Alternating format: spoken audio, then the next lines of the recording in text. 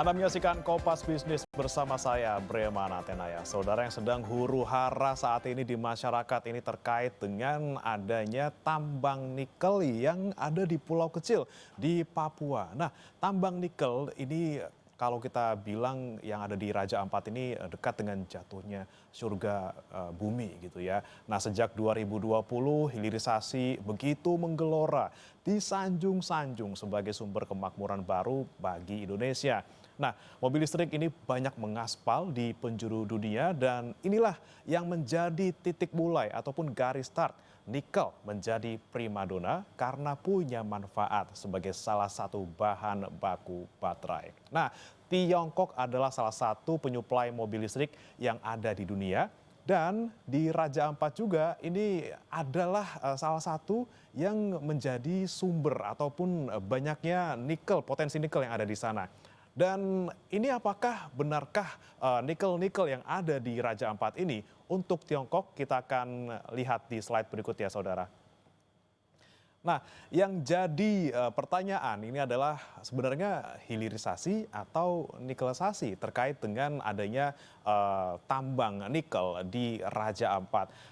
Kami memakai data dari Kementerian Energi dan Sumber Daya Mineral atau ESDM. Nah, kalau kita lihat sebenarnya saudara, Indonesia itu punya cadangan nikel yang terbesar di dunia. Nah, dari cadangan nikel dunia 139,4 juta ton, Indonesia menyimpan cadangan nikel 72 ton, maksud kami 72 juta ton atau setara sekitar 52%.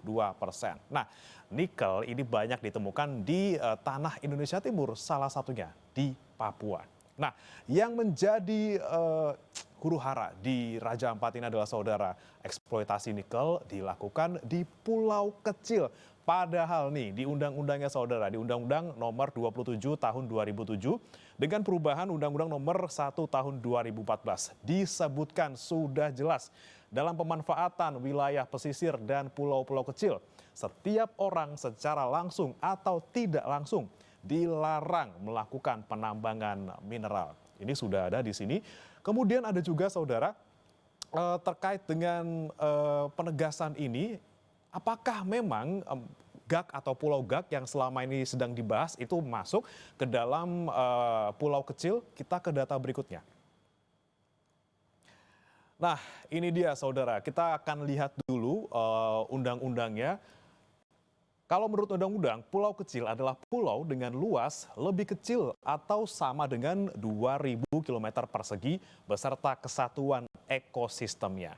Nah, sementara luas Pulau GAK sendiri adalah 6.500 hektar atau hanya 77 km persegi. Ini sangat jauh saudara ya. Syaratnya 2.000 km persegi tapi pulau kecil di GAK ini justru hanya 77 km persegi. Nah, kalau kita lihat juga saudara di pasal 23 ayat 2 Undang-Undang PWP3K, pulau kecil itu sebenarnya diperuntukkan untuk sustainability. Nah, ini misalnya ada pendidikan, kemudian penelitian, konservasi, sampai pariwisata. Nah, kita lihat nih kalau Pulau GAK ini sebenarnya faktanya seperti apa? Ini saudara, berjarak 30 km dari wisata Raja Ampat. Nah, ini sudah kita lihat sendiri ya, ini dekat dengan pariwisata yang mana seharusnya ya menjadi fungsinya pulau kecil itu sendiri, sehingga harusnya jadi pulau yang digunakan untuk pariwisata seperti kata undang-undang. Tapi si Pulau GAK ini justru menjadi salah satu pulau kecil yang ditambang nikelnya. Kemudian kalau kita lihat juga saudara, ada yang menarik di sini. Sebenarnya untuk luas dari Pulau GAK ini hanya 77 km persegi. Namun kalau kita lihat konsensinya ataupun izin tambang yang dimiliki oleh PT GN itu adalah 13.136. Kita bandingkan saudara ya, 6.500 hektar dan juga 13.136 hektar. Ini luas yang dimiliki izinnya oleh perusahaan ini jauh lebih besar daripada luas pulaunya itu sendiri. Itu artinya sisanya saudara dari 13.136 dan juga 6.500 itu sisanya adalah perairan di sananya. Pertanyaannya berarti ada apa di sana dan juga bagaimana nanti konsekuensinya berdasarkan dengan aktivitas tambang mereka kepada ekosistem laut di sana. Nah, ini akan kita bahas kembali di data selanjutnya.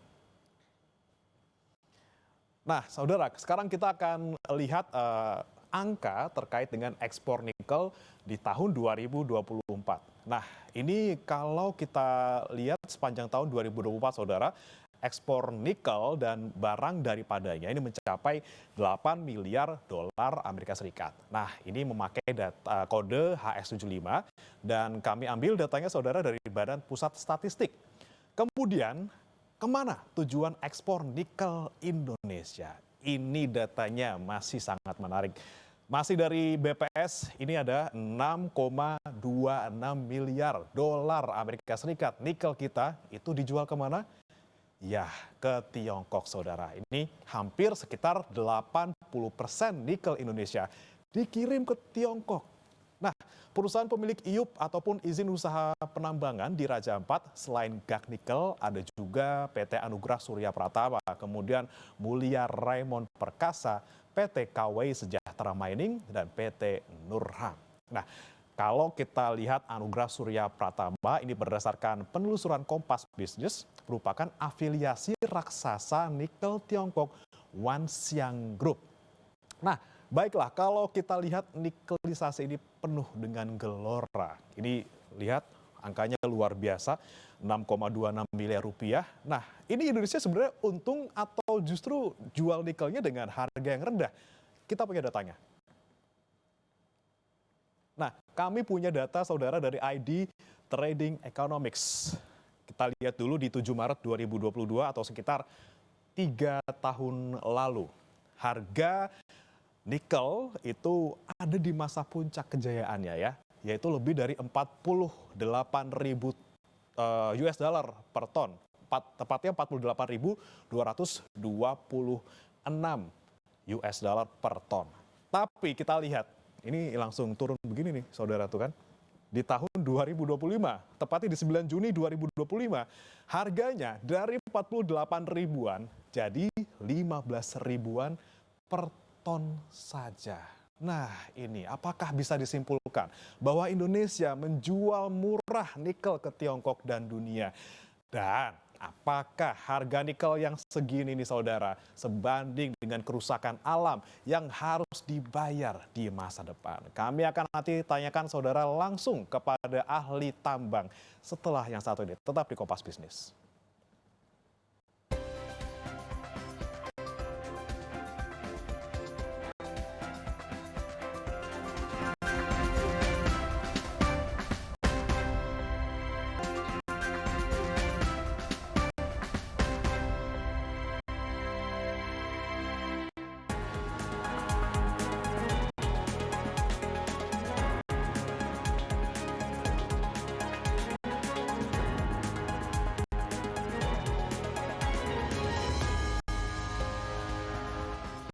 Anda kembali di Kompas Bisnis, saudara. Aktivitas penambangan nikel di Pulau Gak, Kabupaten Raja Ampat masih dihentikan sementara hingga menunggu keputusan dari pemerintah pusat, dalam hal ini Kementerian ESDM.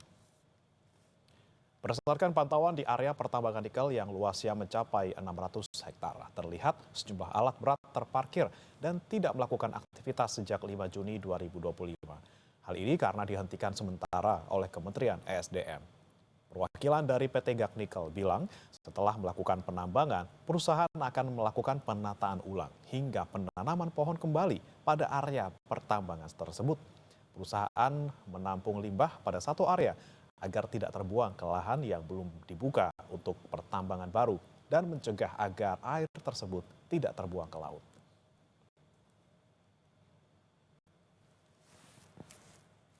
Namun pada saat ini kegiatan kita tidak lakukan, kita hentikan sementara. Bisa dilihat dari ada unit ekskavator ya yang lagi standby karena kita menghormati keputusan dari Bapak Menteri bahwa kegiatan pertanggal 5 itu kita sudah stop.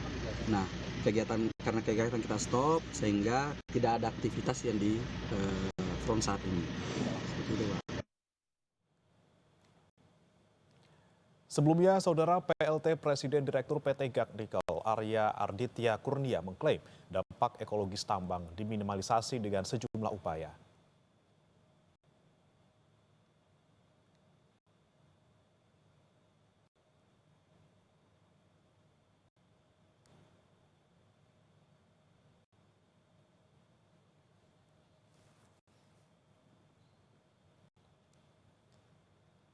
Melalui pesan yang tertulis, kemudian dikirimkan ke redaksi Kompas TV, Saudara Arya bilang, beroperasi di Raja Ampat, salah satu kawasan ekologis dunia, membuat Gakdikel memprioritaskan upaya konservasi dan rehabilitasi lingkungan sebagai bagian dari operasional perusahaan. Arya menambahkan, monitoring dilakukan setiap triwulan oleh tim internal dan pengawasan tahunan dilaksanakan bersama dengan Politeknik Sorong sebagai bentuk sinergi dunia industri dan akademi dalam konservasi laut.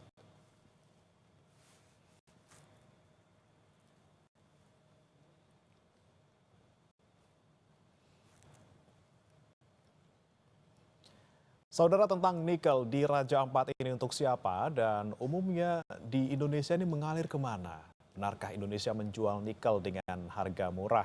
Kemudian apa kabar hilirisasi yang katanya menambah nilai jual? Hilirisasi atau nikelisasi, tanggung jawab siapa? Kami akan bertanya langsung ke pakar ekonomi energi Universitas Gadjah Mada, Fahmi Radi. Selamat pagi, Pak Fahmi. Selamat pagi, Mas. Ya, Pak Fahmi, ini kita mungkin yang dasar dulu ya Pak ya, kita pakai undang-undang. Ini kan kalau menurut Undang-Undang Dasar 1945, pasal 33 ayat 3 jelas gitu ya. Bumi, air, dan kekayaan alam yang terkandung di dalamnya dikuasai oleh negara dan dipergunakan untuk kemakmuran rakyat. Nah, sudahkah tambang nikel yang ada di Indonesia ini memenuhi pasal tersebut? Oke, saya kira kita bisa belajar dari Morowali gitu ya. Itu tambang nikel dan kemudian ada smelter juga yang sebagian besar dari China. Nah, pegawai dari smelter tadi kebanyakan dari China juga. Artinya hanya sedikit rakyat sekitar yang kemudian bisa bekerja di smelter atau penambangan tadi. Dan ironisnya data juga menunjukkan bahwa di daerah Morowali itu tingkat kemiskinannya itu masih parah gitu ya. Pertumbuhan ekonominya tinggi tetapi tingkat kemiskinannya parah. Itu suatu bukti bahwa kekayaan atau nikel tadi belum untuk kemakmuran sebesar-besarnya bagi rakyat gitu ya. Tapi kemakmuran bagi pengusaha khususnya dari China itu, Mas. Nah, kalau itu terjadi gitu ya, maka saya perkirakan di Raja Ampat pun juga akan terulang hal semacam itu. Oke, takutnya ini bakal terulang, terutama ini juga kalau kita lihat Pulau Gak ini salah satu yang ditambang adalah pulau yang kecil yang kalau dari undang-undang ini sebenarnya tidak boleh ya Pak ya, di Undang-Undang Nomor 1 tahun 2014 ini tidak boleh. Kemudian termasuk juga ini kan kawasan hutan lindung yang diatur juga di Undang-Undang Nomor 41 tahun 1999. Ini kan sudah jelas tidak boleh ditambang. Pertama karena dia pulau kecil, kemudian kedua dia masuk ke kawasan hutan lindung, tapi dia tetap dalam tanda kutip ini mendapatkan izin gitu ya untuk menambang secara legal. Mereka punya pembelaan bahwa mereka ini sudah memiliki kontrak karya sejak 1998. Ini sebelum Undang-Undang Nomor 41 tahun 99 atau 1 tahun sebelumnya. Apakah ini bisa dijadikan dasar bagi mereka tetap legal untuk beroperasi? Saya kira mestinya dasar hukum yang digunakan adalah undang-undang yang terbaru itu ya. Kalau undang-undang terbaru nomor 1 2014 tidak mengizinkan, maka mestinya itu ada perlu dievaluasi gitu ya. Bahkan pemerintah itu bisa membatalkan izin tadi. Tetapi tampaknya tetap juga diberikan izin tadi dan kemudian beroperasi tadi. Nah, saya menduga gitu ya, ada semacam konspirasi gitu ya antara pengambil keputusan tadi, dalam hal ini adalah pemerintah pusat dengan pengusaha yang mendapat izin tadi, karena itu sudah sangat jelas dasarnya gitu ya. Dan pertaruhan yang diberikan untuk tambang Raja Ampat ini saya kira sangat terlalu riskan gitu ya, karena tadi di situ ada fauna flora langka, kemudian ada juga hutan lindung dan sebagainya. Nah, ini kalau penambangan tadi diizinkan itu secara pasti gitu ya, itu pasti akan merusak lingkungan tadi. Dan saya kira Bahlil mengatakan jaraknya 40 km gitu ya. Mhm. Saya kira hasil tambang tadi gitu ya, pada saat menambang tadi, di situ ada semacam debu yang sangat halus Mhm. dan itu bisa dibawa angin sampai radius ratusan kilometer gitu. Mmm. Dan debu tadi itu cukup berbahaya karena mengandung arsenik semacam racun itu gitu ya. Mhm. Nah itu akan merusak lingkungan. Barangkali nanti ikan-ikan langka yang ada di Raja Ampat itu akan punah. Kemudian juga penduduknya juga akan terkena penyakit, berbagai macam penyakit. Dan di pulau kecil tadi potensi untuk tenggelamnya pulau itu sangat besar sekali. Jadi kenapa undang-undang melarang? Karena itu berpotensi menenggelamkan pulau tadi. Ini pertaruhan yang sangat besar gitu ya, hanya untuk misalnya memperoleh manfaat ekonomi tambang yang belum tentu besar juga dan belum tentu untuk kesejahteraan rakyat itu, Mas. Nah ini dia, disampaikan bahwa ini kita mau ambil istilahnya kita mau dapat untung juga nih, Pak Fahmi. Tapi kalau kita lihat sekarang sebenarnya, harga dari nikel sendiri kan lagi anjlok nih Pak ya, katanya karena Ya, memang, pasokannya terlalu banyak di pasar. Nah kalau kita misalnya melihat harga nikel yang sekarang, kemudian, pemerintah dalam tanda kutip ini tetap memberikan izin, untuk tambang, ini sebanding nggak sih Pak dengan kerusakan lingkungan yang akan dihadapi? kalau misalnya kita menggunakan cost and benefit analysis gitu ya, saya kira cost-nya itu terlalu besar tadi, kerusakan lingkungan, kemudian punahnya fauna, flora, yang itu kemudian menjadi daya tarik bagi wisatawan gitu ya. Nah, saya khawatir kalau semua flora, fauna yang menarik tadi di laut atau juga di hutan lindung tadi kemudian punah, maka tidak ada lagi yang menarik di Raja Ampat dan destinasi wisatanya akan terancam. Itu saya kira kalau dihitung cost-nya besar sekali gitu ya. Nah, sementara benefitnya tadi harga nikel juga menurun cukup tajam gitu ya. Dan nilai tambahnya itu juga rendah gitu ya. Mmm. Kalau misalnya nikel harus dismelterkan, memang itu menaikkan nilai tambah, tetapi nilai tambahnya juga rendah karena turunan pertama, kedua itu kemudian boleh diekspor juga gitu. Nah, maka yang menikmati nilai tambah tadi itu justru bukan Indonesia, bukan rakyat setempat, tetapi para investor tadi. Saya Mhm. kira di Morowali 70% nilai tambah itu yang menikmati ya para pengusaha dari China. Nah, hal Mhm. yang sama seperti itu sementara cost-nya itu terlalu besar gitu ya. Maka kalau memang masih mempertahankan Raja Ampat sebagai destinasi wisata, maka menurut saya semua tambang yang ada di Raja Ampat harus dihentikan itu secara permanen. Oke, kos yang kita harus bayar tidak sebanding dengan yang kita dapatkan gitu ya Pak Fahmi. Tapi, memang, Indonesia kan sekarang sedang, ada bahasan gitu ya di IUCEPA terkait dengan Eropa yang katanya minat untuk beli nikel ke kita. Tapi dengan catatan tata kelola lingkungannya ini bagus. Tapi kalau kita melihat, beberapa waktu terakhir ini dengan isi lingkungan yang menghantui gitu ya di, Pulau Gak ini, sebenarnya yang mau beli siapa Pak? Atau tetap sebenarnya pasar terbesar kita di Tiongkok 80%?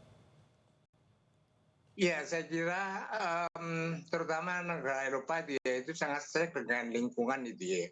Misalnya pernah memban atau melarang ekspor sawit karena replantingnya itu dengan deforestation gitu ya, sehingga Eropa nggak mau beli sawit. Nah, saya kira hal yang sama juga akan terjadi pada nikel atau turunan nikel tadi gitu ya. Saya kira Eropa juga tidak akan membeli meskipun Mhm. sesungguhnya Eropa itu pasar potensial gitu ya. Apakah turunan produk dari nikel tadi gitu ya. Tapi dia sangat strict dengan uh, kerusakan lingkungan dan kerusakan hutan tadi gitu ya. Mhm. Nah, kalau itu sudah terjadi, maka kemudian ya tidak ada pilihan lain jualnya ke China itu ya. Mmm. Artinya investor yang masuk ke tambang China, smelter juga China, jual ke China, diolah di China gitu ya. Mhm. dengan nilai tambah yang lebih besar dijual lagi ke Indonesia. Nah ini juga sangat sangat ironis gitu ya. Jadi menurut saya sekarang ini itu bukan hilirisasi gitu ya, tapi smelterisasi yang nilai tambahnya juga rendah dan sebagian besar dinikmati oleh investor China, bahkan tenaga kerja China itu juga ikut menikmati. Ya. Sementara rakyat Morowali itu terkena dampak kerusakan lingkungan gitu ya. Banyak yang sakit terkena debu tadi, tapi mereka tetap miskin. Nah ini kan sangat ironis dan saya kira ini tidak sesuai dengan konstitusi tadi gitu ya, bahwa kekayaan alam itu sebesar-besarnya untuk kemakmuran rakyat, tetapi yang terjadi adalah untuk sebesar-besarnya kemakmuran para pengusaha. Itu seperti itu, Mas. Untuk sebesar-besarnya kemakmuran pengusaha, menarik. Tapi Pak Fahmi, sekali lagi nih kan kalau kita lihat perusahaan stainless steel Singsan ini stop produksi di bulan Mei 2025 ini. Kemudian JNI ini juga sedang ada masalah keuangan. Nah kalau Anda melihat kondisi pernikelan ini sedang tidak baik-baik saja, bisa nggak ini jadi momentum yang tepat untuk pemerintah kasih moratorium untuk izin tambang nikel di Indonesia? Nah, saya kira yang paling mendesak yang di moratorium itu ya di Raja Ampat dulu itu ya. Saya kira Bali sudah memberikan, tapi kan temporary, artinya ada ekspektasi bahwa nantinya dengan berbagai alasan nanti akan diizinkan gitu ya. Nah, kenapa Raja Ampat? Karena pertaruhannya terlalu besar gitu ya. Cost-nya itu terlalu besar gitu ya. Nah, kita memang belum menghitung gitu ya, tetapi kalau kita belajar dari PT Timah yang kerugiannya 300 triliun, itu 90% itu tuh biaya kerusakan lingkungan. Nah, hal sama itu pasti terjadi juga di Raja Ampat gitu ya. Nah, di luar Raja Ampat, maka barangkali tambang nikel, smelter yang ada itu perlu ada pengawasan yang ketat gitu ya. Kemudian harus juga ada reklamasi, kemudian juga ada untuk melindungi masyarakat sekitar dan sebagainya itu ya. Artinya manajemen untuk lingkungan hidup itu harus benar diperhatikan. Tapi khusus untuk Raja Ampat menurut saya harus ditutup karena resikonya terlalu besar itu. Oke, harus ditutup karena resiko terlalu besar, cost-nya tidak sebanding, kerusakan lingkungan pertama, kedua juga nikel kita dijual dengan harga yang sedang anjlok-anjlok ya, begitu ya Pak ya. Baik, terima kasih Pak Fahmi Radi, pakar ekonomi energi Universitas Gadjah Mada sudah bergabung bersama kami di Kompas Bisnis. Selamat pagi Pak.